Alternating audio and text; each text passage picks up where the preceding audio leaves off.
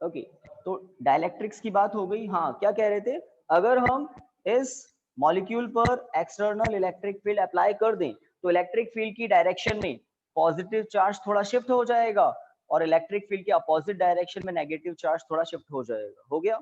अब negative charge की centre of gravity positive charge की सेंटर ऑफ ग्रेविटी के बीच में कुछ सेपरेशन जनरेट हो जाएगा। नॉट इक्वल टू जीरो मतलब डी की वैल्यू कुछ होगी, और डी की वैल्यू कुछ होगी तो पी की वैल्यू भी कुछ जरूर होगी। नॉन जीरो होगा पी, और पी की डायरेक्शन क्या होगी, पी की डायरेक्शन ऑलवेज कहां से कहां ली जाती है, फ्रॉम नेगेटिव टू पॉजिटिव। इसका मतलब मुझे दिख रहा है इस मॉलिक्यूल का जो नया पी बना है उस पी की डायरेक्शन कहां से कहां होगी, उस पी की डायरेक्शन अप्लाइड इलेक्ट्रिक फील्ड की डायरेक्शन में होगी, अप्लाइड इलेक्ट्रिक फील्ड की डायरेक्शन में होगी। सही बात, अप्लाइड इलेक्ट्रिक फील्ड की डायरेक्शन में होगी।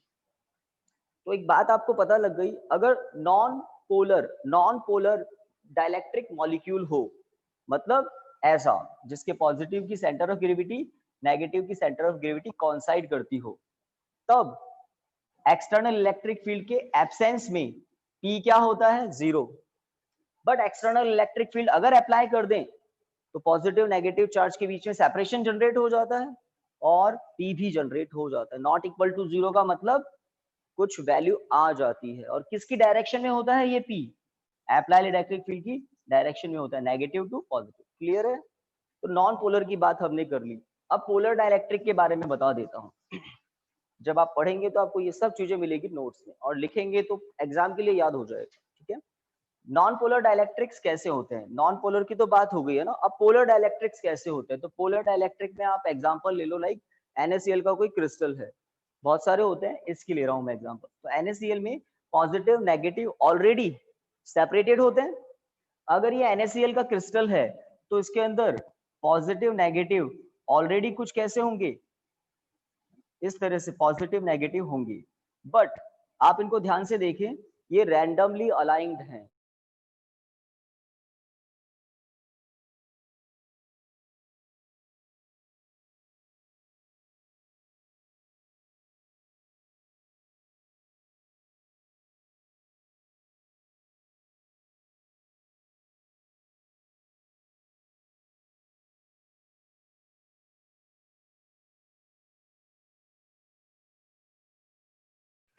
सर आपका वीडियो वो पॉज हो रैंडमली गया। अलाइंड होते हैं।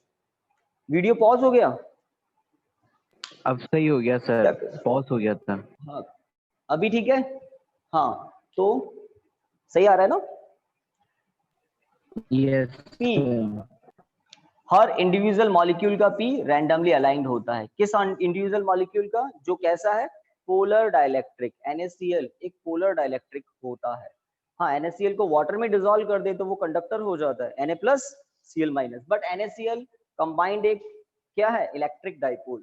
हाँ, अब अगर हम बात करें इसके टोटल इलेक्ट्रिक डाइपोल मोमेंट की, अभी कोई इलेक्ट्रिक फील्ड नहीं है, इलेक्ट्रिक फील्ड नहीं है तो पूरे के पूरे सब्सटेंस का, एक NaCl के पीस का total electric dipole moment zero आता है। Reason, vector sum. Electric dipole moment vector quantity है, हर मॉलिक्यूल का पी है, बट कैसा है, रैंडमली अलाइंड है, रैंडमली अलाइंड है। कोई रूल नहीं है, किसी भी डायरेक्शन में कोई मॉलिक्यूल हो सकता है, तो इन सबका वेक्टर सम क्या आता है, जीरो आता है। तो पूरे के पूरे मटेरियल का पी क्या आता है, जीरो आता है। हाँ, जैसे ही इलेक्ट्रिक फील्ड अप्लाई कर देते हैं, कौन एक्ट करने लग जाता है, टॉर्क। इलेक्ट्रिक डाइपोल मोमेंट पर अगर टॉर्क लग रहा है इलेक्ट्रिक फील्ड की प्रेजेंस में, तो इलेक्ट्रिक डाइपोल घूमेंगे। और कैसे घूमते हैं बताइए, याद कीजिए। यूनिफॉर्म इलेक्ट्रिक फील्ड में इलेक्ट्रिक डाइपोल कैसे घूमता है, इलेक्ट्रिक फील्ड के पैरेलल आने की कोशिश करता है, इलेक्ट्रिक फील्ड के पैरेलल आने की कोशिश करता है। तो सारे के सारे डाइपोल घूमेंगे और इलेक्ट्रिक फील्ड के पैरेलल आने की कोशिश करेंगे। ध्यान दीजिए, प्लस कहां कर रहा हूं, माइनस कहां कर रहा हूं। प्लस माइनस की कंडीशन देख रहे हैं आप, हर इलेक्ट्रिक डाइपोल का पी किस डायरेक्शन में होगा, अप्लाइड इलेक्ट्रिक फील्ड की डायरेक्शन में होगा। तो इलेक्ट्रिक फील्ड अप्लाई करें और इतना अप्लाई कर दें कि हर मॉलिक्यूल कैसा हो जाए, इलेक्ट्रिक फील्ड के पैरेलल हो जाए। उस केस में सारे के सारे इलेक्ट्रिक डाइपोल मोमेंट्स ऐड होते हैं। Electric dipole moment vector quantity है, तो वेक्टर तो ऐड ही होते हैं ना जब सेम डायरेक्शन में होते हैं।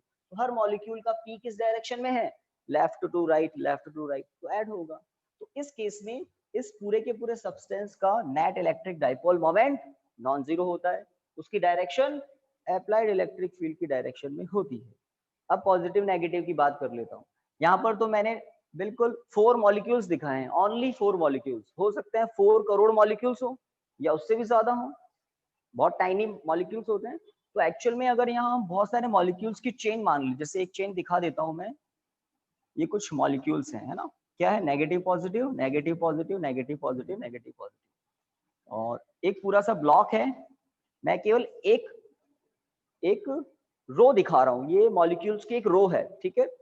इस मॉलिक्यूल की रो को अगर आप देखें तो ये जो ए बी फेस है, ए बी फेस पर फर्स्ट मॉलिक्यूल, हर बहुत सारी रोज होगी, हर रो के फर्स्ट मॉलिक्यूल का कौन सा चार्ज ए बी फेस पर है, पॉजिटिव या नेगेटिव? बिल्कुल सही, negative charge A B face पर है, negative charge A B face पर है ना। बहुत सारी रोज होंगी, हर रो का फर्स्ट मॉलिक्यूल और फर्स्ट मॉलिक्यूल का negative charge A B face पर है, ठीक है। ये है लेट सी डी फेस है, मान लेते हैं सी डी फेस। तो लास्ट मॉलिक्यूल का पॉजिटिव चार्ज कहां पर है, इस सी डी फेस पर है, सही बात, सी डी फेस पर है। और ऐसे बहुत सारे मॉलिक्यूल्स की रो होती है, बहुत सारे रोज होती है। तो ए बी फेस पर नेट नेगेटिव चार्ज जनरेट हो जाता है, हर मॉलिक्यूल का नेगेटिव है। सी डी फेस पर नेट पॉजिटिव जनरेट हो जाता है, एक पॉजिटिव सरफेस हो जाता है सी डी, बिकॉज हर मॉलिक्यूल, जो लास्ट वाला मॉलिक्यूल है उसका पॉजिटिव वहां पर है। What about inside the dielectric, ये जो मैंने अभी ब्लॉक बनाया है, नेट चार्ज क्या है, जीरो। हर पॉजिटिव के बाद नेगेटिव है, हर पॉजिटिव के बाद नेगेटिव है, नेट जीरो होना ही है। But what about the opposite surfaces, A B and C D, they gets charged with opposite nature, opposite nature से चार्ज हो गए। तो डेफिनेशन अब डाइजेस्ट होती है आपको, क्या देखो डाइलेक्ट्रिक्स की। Dielectrics are those insulators which when placed in इधर देख लो, which when placed in external electric field, तभी ऐसा होता है। कैसा होता है, अपोजिट चार्ज प्रोड्यूस हो जाते हैं अपोजिट फेसेस पर, याद हो जाएगा। तो फिजिक्स में पहले समझना होता है फिर लर्न करना होता है, पहले समझना होता है फिर लर्न करना होता है। फिर टाइप्स की बात करें तो टाइप्स ऑफ डाइलेक्ट्रिक्स में हम कहते हैं नॉन पोलर डाइलेक्ट्रिक्स, जिसमें पॉजिटिव नेगेटिव के सेंटर ऑफ ग्रेविटी कॉन्साइड करती है। एक होता है पोलर डाइलेक्ट्रिक्स जिसमें कॉन्साइड नहीं करती। नॉन पोलर डाइलेक्ट्रिक्स के एग्जांपल की बात करें तो H2O2 N2 ऐसे कुछ गैसेस के एग्जांपल आते हैं। पोलर डाइलेक्ट्रिक्स की बात करें तो NaCl, HCl, KCl, H2O, H2SO4, ये मॉलिक्यूल्स आते हैं जिसमें पॉजिटिव नेगेटिव के सेंटर ऑफ ग्रेविटी कॉन्साइड करती है, ठीक है। लाइक H2SO4 की बात करो तो उसमें +2 -2 होता है। H2O की बात करो तो उसमें भी +2 -2 होता है। H2O में अगर आपको पता हो तो O पर -2 होता है और यहाँ पर H+ और H+ होता है ना। तो ये H+ और H+ की जो लाइन दिख रही है ना, इसका दोनों का सेंटर ऑफ ग्रेविटी ली जाती है यहाँ पर +2 लाइन पर, और नेगेटिव तो ऑलरेडी एक ही जगह है। तो this is called length of electric dipole, electric dipole होगा। तो एक पॉजिटिव यहाँ एक पॉजिटिव यहाँ, तो यहाँ सेंटर ऑफ ग्रेविटी ली जाती है पॉजिटिव चार्ज की +2, और यहाँ नेगेटिव है। इसके बीच में कुछ बॉन्ड लेंथ होती है, 100 डिग्री से थोड़ा ज्यादा होता है, 103 या 105 डिग्री समथिंग। स्ट्रेट लाइन नहीं होती, अगर स्ट्रेट लाइन हो तो H2O का मॉलिक्यूल नॉन पोलर में काउंट होगा, अगर स्ट्रेट होता तो। अगर स्ट्रेट होता तो नॉन पोलर में क्यों काउंट होता, है ना, या -2। इन दोनों की सेंटर ऑफ ग्रेविटी भी यहीं आ जाती, समझ रहे हैं। तो इस तरह से नॉन पोलर पोलर के बारे में बता दिया। मेन बात, दोनों ही डाइलेक्ट्रिक्स का क्या होता है ये था, याद है ना, रैंडमली अलाइन थे E = 0 पर। ये कैसा मॉलिक्यूल, कैसा सब्सटेंस था, पोलर, पोलर जैसे NaCl का क्रिस्टल। अगर कोई ऐसा सब्सटेंस हो जो नॉन पोलर हो, जैसे बहुत ही लो टेम्परेचर पर आपने हाइड्रोजन को सॉलिड फॉर्म में किया हुआ है, गैस से लिक्विड, लिक्विड से सॉलिड क्रिस्टल भी होता है, इम्पॉसिबल नहीं। तो वो कैसे हैं, positive negative positive negative positive negative. अगर पॉजिटिव नेगेटिव को एक ही सर्कल में दिखा रहे हैं that means non polar. Positive negative की सेंटर ऑफ ग्रेविटी कोइंसाइड कर रही है और ऊपर मैं लिख रहा हूँ इक्वल टू 0, इसका मतलब पूरे के पूरे सब्सटेंस का पी क्या है 0। रीजन क्या है इसके पी होने का? रीजन है इंडिविजुअल मॉलिक्यूल्स का पी 0 है ना। जैसे ही इलेक्ट्रिक फील्ड अप्लाई करेंगे क्या होगा, हर इंडिविजुअल मॉलिक्यूल्स का प्लस राइट साइड में, नेगेटिव लेफ्ट साइड में। फोर्स लगता है ना, प्लस राइट साइड में नेगेटिव लेफ्ट साइड में, तो ये क्या हो जाएंगे, ये सब पोलराइज्ड, इनका सबका पोलराइजेशन हो गया। और यहाँ पर कैसा चार्ज जनरेट हुआ, नेगेटिव, यहाँ पर पॉजिटिव। तो डाइलेक्ट्रिक की डेफिनेशन तो कॉमन है, पोलर के लिए भी नॉन पोलर के लिए, और दोनों की कंडीशन भी एक जैसी हो जाती है इलेक्ट्रिक फील्ड में, दोनों की कंडीशन एक जैसी हो जाती है। तो डाइलेक्ट्रिक्स को समझ लिया, अब आप बहुत सारा काम आसानी से कर सकते हैं। डाइलेक्ट्रिक्स को समझना बहुत बहुत जरूरी था। अब डाइलेक्ट्रिक्स के लिए एक कॉफिशिएंट हम पढ़ते हैं, डाइलेक्ट्रिक कांस्टेंट। यस प्रेक्षा अक्षित सही चल रहा है उधर? Yes sir. तो अब डाइलेक्ट्रिक कांस्टेंट की बात Yes, कर sir. लेते हैं। डाइलेक्ट्रिक कांस्टेंट, डाइलेक्ट्रिक कांस्टेंट क्या होता है उसमें हम बात करेंगे। हम अगर किसी डाइलेक्ट्रिक पर एक्सटर्नल इलेक्ट्रिक फील्ड अप्लाई करते हैं, उसकी कुछ वैल्यू होगी और उसके अंदर एक इलेक्ट्रिक फील्ड नया जनरेट होता है ड्यू टू पोलराइजेशन। उस नए इलेक्ट्रिक फील्ड की डायरेक्शन अभी देखेंगे हम डायग्राम में, बिकॉज नया इलेक्ट्रिक फील्ड अंदर जनरेट होता है तो अंदर नेट इलेक्ट्रिक फील्ड चेंज हो जाता है। देखते हैं कैसे। तो लेट ये कोई डाइलेक्ट्रिक स्लैब है ABCD, ठीक है, अंदर इलेक्ट्रिक फील्ड कुछ भी नहीं है E=0, बाहर भी इलेक्ट्रिक फील्ड कुछ भी नहीं है, नेट चार्ज 0 है, सब कुछ नॉर्मल है, ठीक है। हाँ ये स्लैब डाइलेक्ट्रिक जो स्लैब है वो नॉन पोलर भी हो सकती है, पोलर भी हो सकती है, कोई फर्क नहीं पड़ता, दोनों की कंडीशन एक जैसी हो जाती है इलेक्ट्रिक फील्ड में। अब पहले अगर मैं कहूं यहां पर एक यूनिफॉर्म इलेक्ट्रिक फील्ड है लेफ्ट टू राइट और उसको हम कह रहे हैं E external. E external Newton upon Coulomb electric field है लेफ्ट टू राइट, ठीक है, एक यूनिफॉर्म इलेक्ट्रिक फील्ड है, ठीक है। इस यूनिफॉर्म इलेक्ट्रिक फील्ड के कुछ स्पेस में, जैसे हमारे रूम है, एक लेफ्ट वॉल से राइट वॉल की तरफ पूरे वॉल्यूम में यूनिफॉर्म इलेक्ट्रिक फील्ड है, ठीक है। इस बॉक्स को मैं मान लेता हूं ये डाइलेक्ट्रिक स्लैब है, तो ये बॉक्स जो है ये क्यूबॉइड है, let this is the box.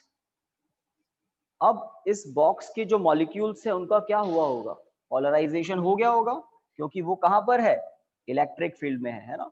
तो अंदर जो मॉलिक्यूल्स हैं उनका पोलराइजेशन हो गया होगा, आइदर इट इज पोलर और non polar, minus plus minus plus. ये तो मैं कुछ मॉलिक्यूल्स दिखा रहा हूँ, बहुत सारे मॉलिक्यूल्स होते हैं एक रो में, ओके। तो ये पूरा सरफेस कैसा हो गया, नेगेटिव, और ये पूरा सरफेस कैसा हो गया, पॉजिटिव।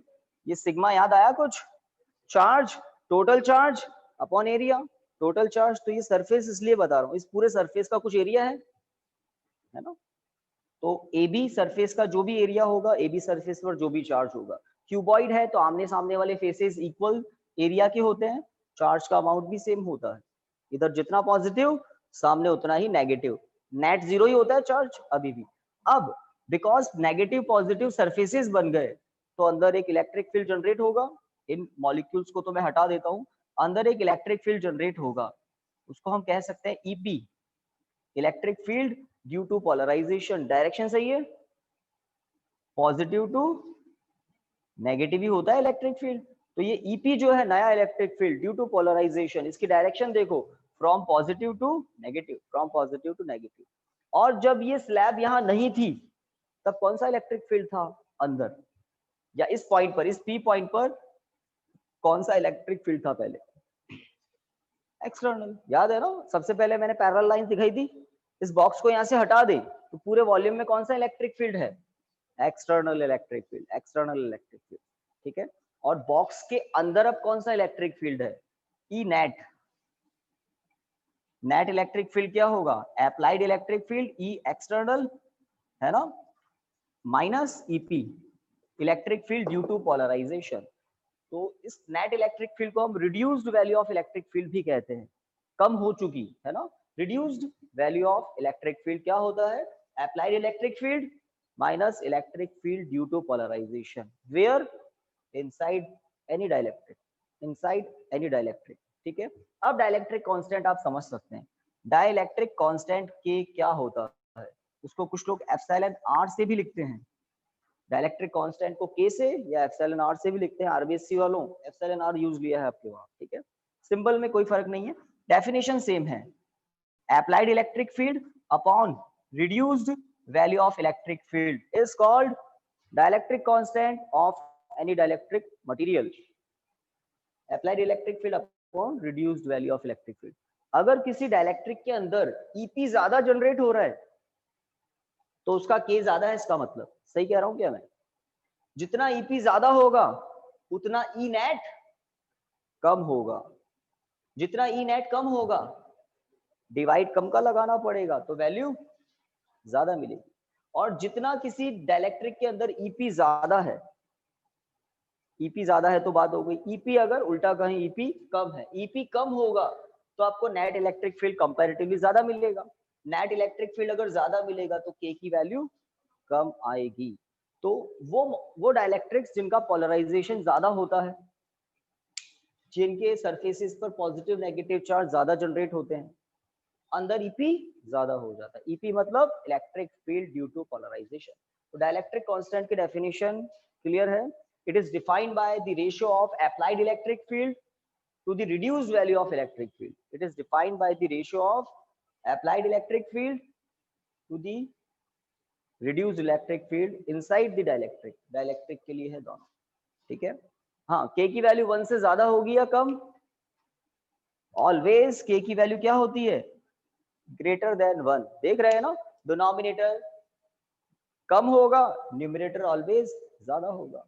हाँ, वैक्यूम के लिए K1 होता है, वैक्यूम के लिए K1 होता है, क्योंकि वैक्यूम अगर यहाँ है ABCD के अंदर, ABCD में बीच में क्या है, वैक्यूम है, वैक्यूम है तो जितना इलेक्ट्रिक फील्ड पहले था उतना ही अंदर होगा, तो E external upon E external ही आएगा 1। तो वैक्यूम के लिए, मेटल्स के लिए K कितना होता है, मेटल्स के लिए, कंडक्टर्स के लिए, तो मेटल्स या कंडक्टर्स के लिए डाइलेक्ट्रिक कांस्टेंट की वैल्यू इनफाइनाइट होती है।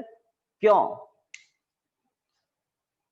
मेटल्स के लिए K की वैल्यू, K मतलब dielectric constant, dielectric constant की वैल्यू, बताइए क्यों, मैं पूछ रहा हूं आपसे।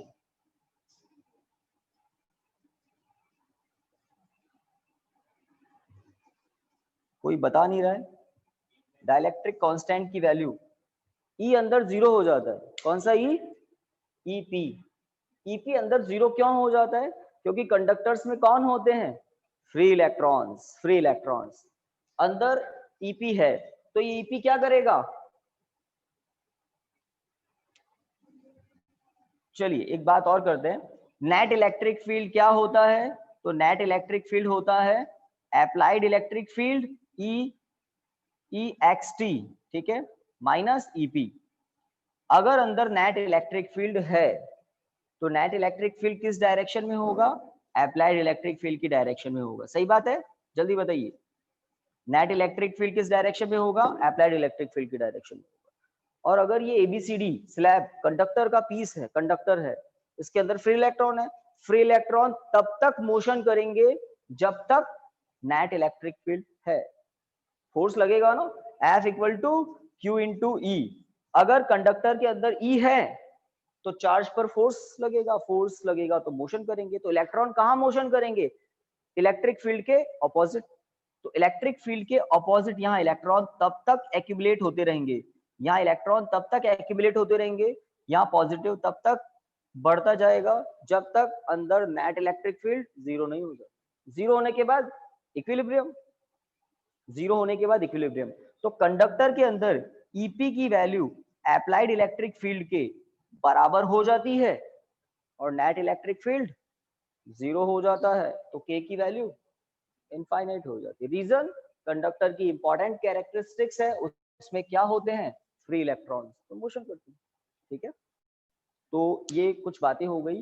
वैक्यूम के लिए K1, जितने भी इंसुलेटर्स हैं उनके लिए K की वैल्यू ग्रेटर देन 1 होती है, और मेटल्स के लिए K इनफाइनाइट होता है। चलिए अब हम बात करते हैं कैपेसिटेंस की, कर सकते हैं क्या, या और कुछ है तो बताइए। हाँ बोलिए। पोलराइजेशन वेक्टर कुछ भी नहीं है ये। अगर हम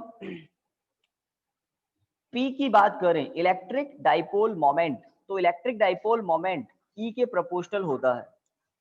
या हम और बात करें कि कोई सब्सटेंस है, उस सब्सटेंस का टोटल इलेक्ट्रिक डाइपोल मोमेंट है P और उस सब्सटेंस का टोटल वॉल्यूम है V, तो total electric dipole moment upon total volume, ये होता है polarisation vector. Electric dipole moment पर यूनिट वॉल्यूम।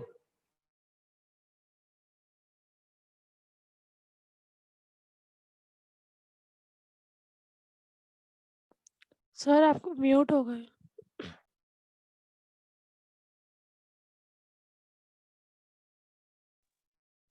तो प्लेन मोड भी नहीं कर सकते। हाँ भाई वापस देखो चालू हो गया, तो ऐसा बता देना, थोड़ा तेज बोल देना है ना, मुझे लगा कि नहीं कॉल आए तब तेज बोलना। हाँ ओके। तो और कुछ है इसके बाद में, सस्केप्टिबिलिटी, इलेक्ट्रिक परमिटिविटी, मोबिलिटी, कुछ है क्या? नथिंग। कैपेसिटेंस तो है ना, ठीक है।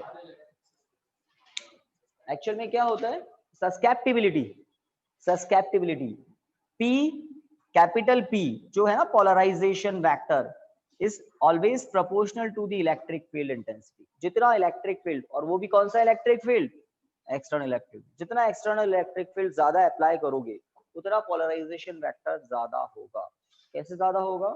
अगर हम एक मॉलिक्यूल की बात करें, ये पॉजिटिव ये नेगेटिव, अगर आप यहाँ पर E की वैल्यू बढ़ाते हो, एक्सटर्नल इलेक्ट्रिक फील्ड की वैल्यू इंक्रीज करते हो, तो P बढ़ेगा क्या?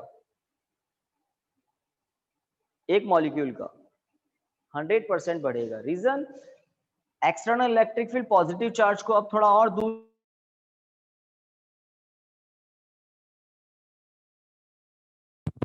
सर आप वापस म्यूट हो गए। तीसरी बार आएगा तो समझाएंगे भाई, वो थोड़ा उधर देख लो सिस्टम,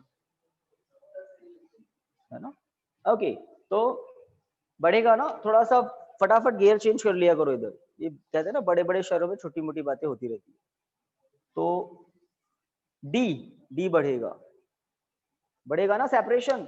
और P इक्वल टू क्या होता है, स्मॉल p इक्वल टू होता है Q into D, Q into D, तो P बढ़ेगा, सही बात है, P इंक्रीज होगा, P इंक्रीज होगा। ओके, तो जब P इंक्रीज होगा, स्मॉल p, इंडिविजुअल मॉलिक्यूल्स का P इंक्रीज होगा, तो पूरे के पूरे सब्सटेंस का P इंक्रीज होगा, तो कैपिटल P भी इंक्रीज होगा, small p upon capital V। Small p के इंक्रीज होने से कैपिटल P भी इंक्रीज होगा, जिसको आप क्या कह रहे हैं, polarisation vector, electric dipole moment पर यूनिट वॉल्यूम।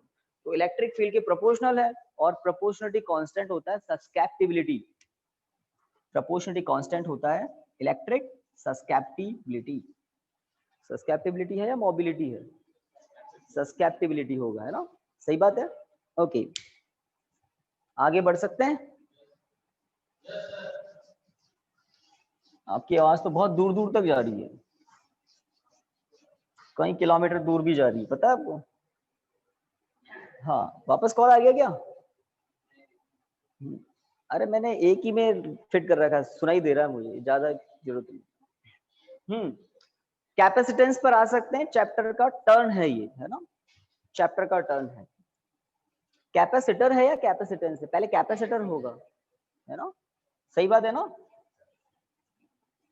पहले होगा कैपेसिटर, उसके बाद हम उसकी कैपेसिटेंस की, जैसे रजिस्टर होता है, तो रजिस्टर एक डिवाइस होती है, मेटल के वायर का एक्सपेरिमेंट किया है, वो रजिस्टर है, और रजिस्टर का होता है रेजिस्टेंस इन ओम। एक होती है डिवाइस कैपेसिटर, जिसमें इलेक्ट्रिक चार्ज को स्टोर कर सकते हैं, और कैपेसिटर का होता है कैपेसिटेंस। जिससे घर में आपके वाटर बकेट होगी, वाटर बकेट एक डिवाइस है ना, एक वेसल है, और उसका वॉल्यूम होता है in metre cube, in centimetre cube, in litre, है ना। तो डिवाइस है कैपेसिटर, और उसका होता है कैपेसिटेंस। तो डिवाइस क्या है, a device in which we can store electric charge, large amount of electric charge in a specific volume, in a certain volume, तो वो डिवाइस होती है कैपेसिटर, है ना। आपने देखा होगा इलेक्ट्रिक मोटर, इलेक्ट्रिक फैन, इनके पीछे सिलेंड्रिकल एक लगा होता है ना, सिल्वर कलर का एक सिलेंड्रिकल डिवाइस, वो सिलेंड्रिकल कैपेसिटर होता है। आपके सिलेबस में है पैरेलल प्लेट कैपेसिटर। तो कैपेसिटर क्या होता है, ये तो बात हो गई। इलेक्ट्रिक चार्ज को स्टोर करने के लिए एक डिवाइस होती है, लार्ज अमाउंट में चार्ज को एक सर्टेन वॉल्यूम में स्टोर कर सकते हैं। और कैपेसिटर की होती है कैपेसिटेंस। तो कैपेसिटेंस को समझते हैं।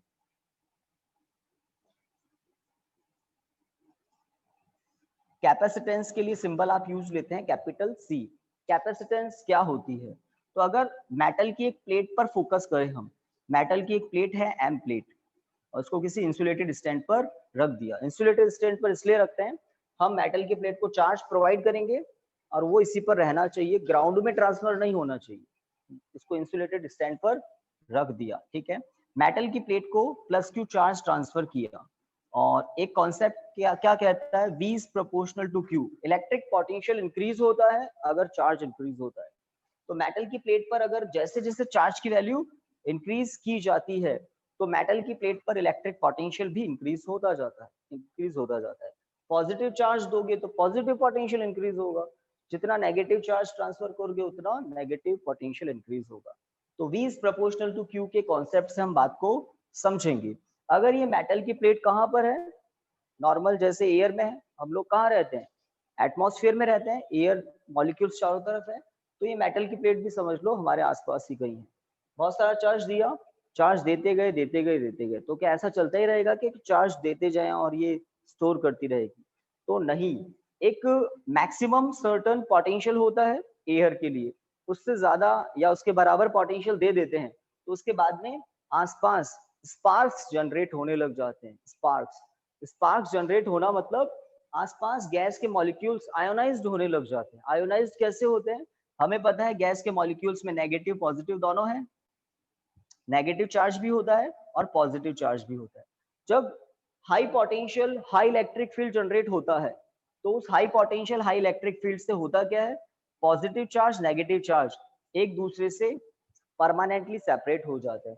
नेगेटिव चार्ज प्लेट अट्रैक्ट कर लेती है और पॉजिटिव चार्ज को रिपेल कर देती है। उस मोमेंट पर स्पार्क जनरेट होते हैं। ये तो एक मॉलिक्यूल परमानेंट, क्या हुआ,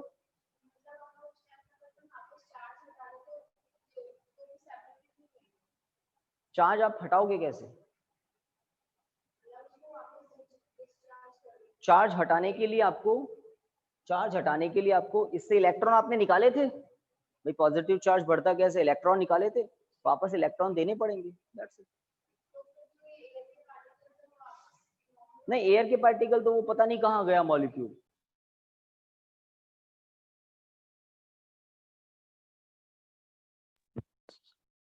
सर सर आप म्यूट हो गए।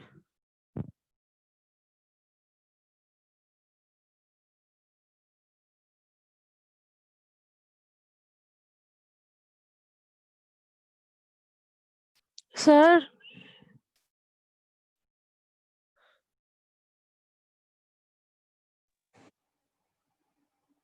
ओके, तो पोटेंशियल की एक मैक्सिमम सर्टेन वैल्यू होती है, और कितनी होती है, 3 × 10⁶ है क्या, देखो 3 × 10⁶ वोल्ट। तो this is the maximum value of potential up to which we can provide the charge to the metal plate. After it we cannot provide the electric charge to the metal plate. Why? ऐसा क्यों? अगर potential की value इस maximum value को touch कर लेती है, उसके बाद आप थोड़ा सा भी चार्ज प्रोवाइड करेंगे, वो चार्ज एनवायरनमेंट में डिफ्यूज हो जाता है, चला जाता है, स्पार्क जनरेट होते हैं। आपने फर्दर प्लस dq चार्ज दिया, और ये क्या है, पॉजिटिव आयन ही तो है, देखो जा रहा है, और ये आ रहा है, मतलब क्या आ रहा है, dq, है ना, ये वापस आ रहा है। तो आपने प्लस dq चार्ज दिया, और कोई ना कोई गैस के मॉलिक्यूल्स आयोनाइज्ड हुए, और उतना ही नेगेटिव चार्ज उस प्लस dq चार्ज को तो न्यूट्रलाइज कर देगा, और प्लस dq चार्ज चला गया, है ना। इस तरह से आप चार्ज देते हैं और वो चला जाता है, आप चार्ज देते हैं और वो चला जाता है। प्लेट अपना पोटेंशियल इससे ज्यादा नहीं करती एयर में।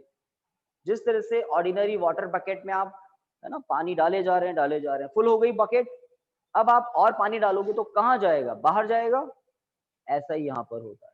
कैपेसिटेंस होती है किसी फिजिकल क्वांटिटी को स्टोर करने की। तो यहाँ पर फिजिकल क्वांटिटी है चार्ज और डिवाइस है कैपेसिटर स्टोर करने की। तो अभी तो एक मेटल की प्लेट है, तो हर मेटल की प्लेट का अपना एक कैपेसिटेंस होता है।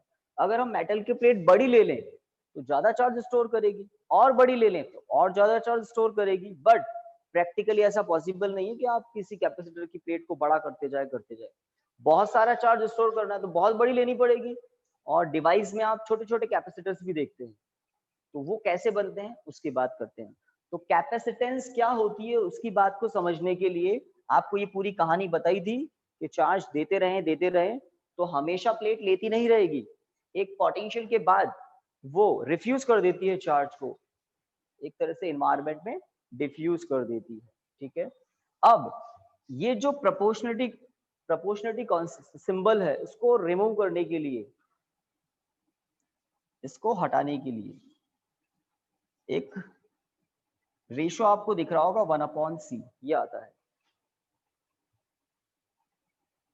C इक्वल टू क्या होगा, Q/V। यहां से C की डेफिनेशन आती है। बात को समझें, अगर किसी प्लेट का कैपेसिटेंस ज्यादा है तो सर्टेन चार्ज प्रोवाइड करने पर पोटेंशियल में इंक्रीमेंट कम होता है।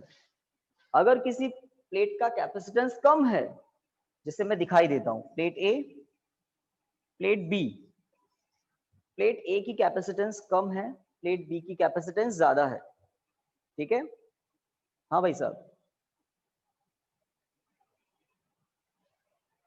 अभी बाकी है वहां तक पहुंचना है ना। प्लेट सुनाई तो दे रहा है ना, प्लेट A की कैपेसिटेंस कम है, प्लेट B की कैपेसिटेंस ज्यादा है। दोनों को हमने प्लस क्यू चार्ज ट्रांसफर किया, फैल गया। फिर पोटेंशियल चेक किया तो A प्लेट पर पोटेंशियल ज्यादा मिला B के कंपैरिजन में। समझ रहे हैं? तो अब एक तो सीधा सीधा बताया, अब उल्टी बात करते हैं। जब हमने इक्वल चार्ज ट्रांसफर किया तो जिस प्लेट का पोटेंशियल ज्यादा मिला उसका कैपेसिटेंस कम है, जिस प्लेट का पोटेंशियल कम मिला इसका मतलब उसका कैपेसिटेंस ज्यादा है। ऐसे ही चार्ज देते रहें तो ये वाली प्लेट इस पोटेंशियल को जल्दी गेन कर लेगी और चार्ज लेना बंद कर देगी, और ये वाली प्लेट बहुत सारा चार्ज लेने के बाद इस पोटेंशियल तक पहुंचेगी। ठीक है, तो समझ रहे हैं कैपेसिटेंस चार्ज को स्टोर करने के प्रोसेस को। तो ये जो रेशो है Q/V, ये रेशो ऑलवेज किसको रिप्रेजेंट करता है, किसी सिस्टम की इलेक्ट्रिक कैपेसिटेंस को।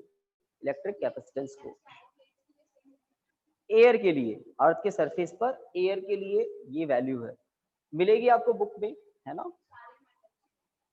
एयर, हाँ एयर के लिए, मेटल कुछ भी हो ना उसके पोटेंशियल से मतलब है हमको, तो सब्सटेंस कुछ भी हो उसके पोटेंशियल से मतलब। इस पोटेंशियल पर गैस के मॉलिक्यूल्स आयोनाइज होने लग जाते हैं नॉर्मल प्रेशर पर जहां पर हम रहते हैं। ठीक है, ओके। तो कैपेसिटेंस की डेफिनेशन क्या हुई, it is defined by ratio of electric charge given to the substance and electric potential of the substance and increase in electric potential of the substance. जितना चार्ज दिया उसकी वैल्यू और charge ने potential में increment कितना किया वो, उन दोनों का रेशियो ऑलवेज क्या होता है, electric capacitance of the substance. Reason, charge ज्यादा देने पर अगर V में इंक्रीमेंट कम हुआ है तो C ज्यादा है, चार्ज ज्यादा देने पर V में इंक्रीमेंट कम हुआ है तो C ज्यादा है, और चार्ज कम देने पर V जल्दी बढ़ रहा है इसका मतलब C कम है। ठीक है, रेशियो ये बताता है। और इसका एक यूनिट होता है फैरड, FARAD, फैरड।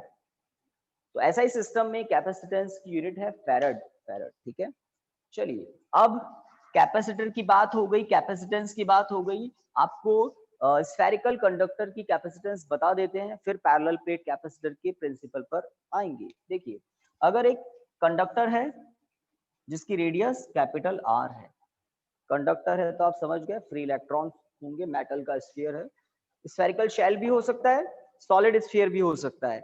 इंपॉर्टेंट बात है कंडक्टर है। अगर हम इस कंडक्टर को +Q चार्ज प्रोवाइड करें, कहां पर फैल जाएगा, सरफेस पर फैल जाएगा, पूरे के पूरे सरफेस पर यूनिफॉर्मली डिस्ट्रीब्यूट हो जाएगा, सरफेस पर ही रहेगा, अंदर नहीं होता है। ठीक है, कंडक्टर है ना इसलिए। अब ये +Q चार्ज जो सरफेस पर फैल गया है ये किस तरह से बिहेव करता है? कुछ याद आ रहा है फर्स्ट चैप्टर की knowledge? As if it concentrated at its centre, as if it concentrated at the centre of the sphere. तो इस तरह से बिहेव करता है, ठीक है।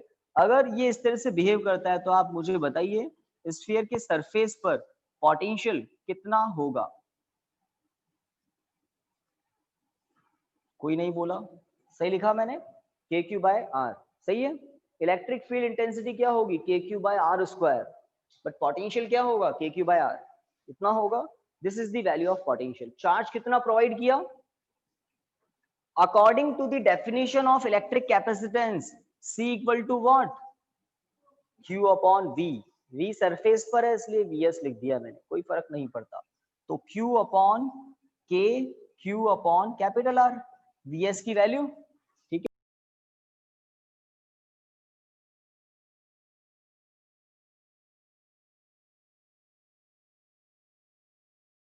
सर आप म्यूट हो गए।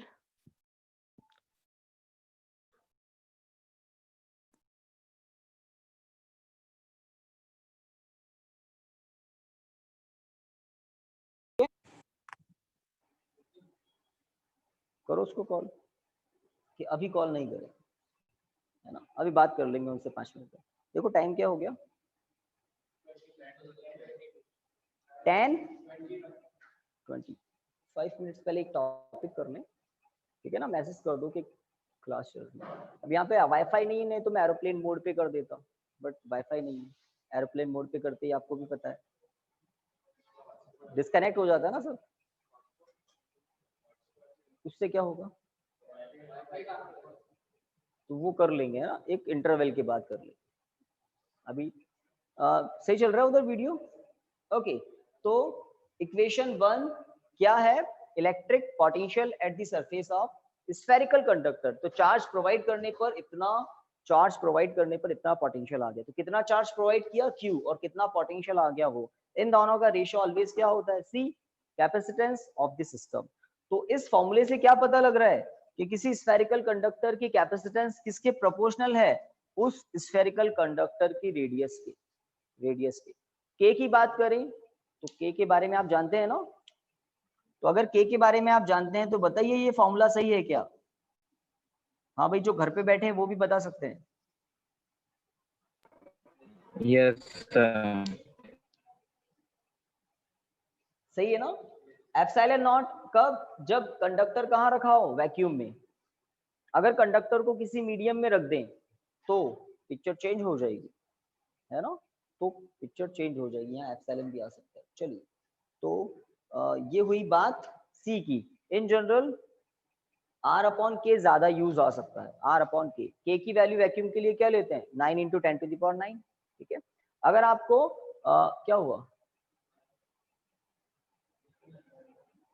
पता नहीं क्या कह रहे हो,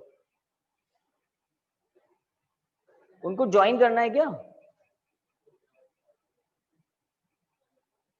आप खुद की पढ़ाई का तो ध्यान रख लो। तो एक क्वेश्चन आता है, बड़ा ट्रेडिशनल क्वेश्चन है, क्या? Consider earth to be a conducting sphere. उसकी रेडियस आपको बता देंगे, उसकी इलेक्ट्रिक कैपेसिटेंस बताओ, उसकी मतलब अर्थ की। Find the electric capacitance of the earth. चालू करो प्रोग्राम। याद है तो बता दो ना, नहीं पता है, नहीं याद है तो कैलकुलेट करके बताओ। 711 माइक्रोफैरेड, यूनिट में बतानी है। 711 माइक्रोफैरेड, पता करो, पता करो। ये रहा formula, R by K. R कितनी होती है अर्थ की? Mean radius of earth 6.4 into 10 to the power positive 6 metre. R equal to 6.4 into 10 to the power 6 metre. ऐसा पढ़ा होगा आपने 11 में, 6400 किलोमीटर। Yes, मीटर में तो sir. कन्वर्ट करना ही पड़ेगा, है ना। तो R की वैल्यू ये रही, K की वैल्यू आप जानते ही 9 इंटू 10 टू द पावर 9। तो दोनों वैल्यूज को यहाँ पुट कीजिए, आपको मिलेगा 7.11 into 10 to the power -4 metre micro. हाँ फैरेड आएगा क्या? क्या बोल रहे हैं?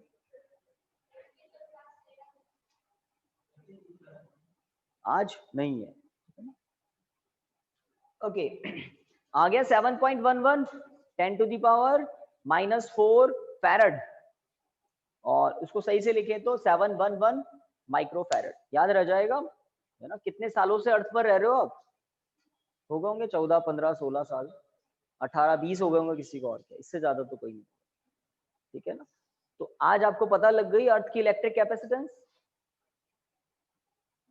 ठीक है ना, 711 माइक्रो फैरड विथ यूनिट याद रखना है, ठीक है। आगे बढ़ सकते हैं। अब हम प्रिंसिपल ऑफ कैपेसिटर की बात करेंगे, प्रिंसिपल ऑफ कैपेसिटर, ठीक है। टाइम एक ब्रेक लें क्या?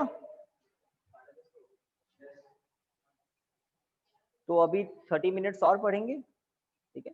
तो 5 मिनट्स का एक शॉर्ट ब्रेक, उसके बाद हम पैरेलल प्लेट कैपेसिटर की बात करेंगे, ठीक है। हाँ भाई, जो घर पे बैठे हैं 5 मिनट्स के बाद आप ज्वाइन करें या कनेक्टेड रहने देते हैं, ज्वाइन कर लेना आप लोग।